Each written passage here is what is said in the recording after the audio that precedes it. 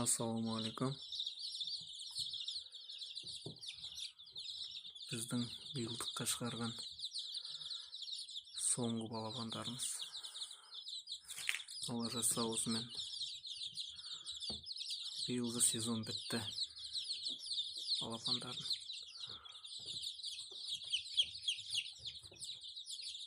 осыларды өсіріп баптап қарайтын боламыз күзге дейін.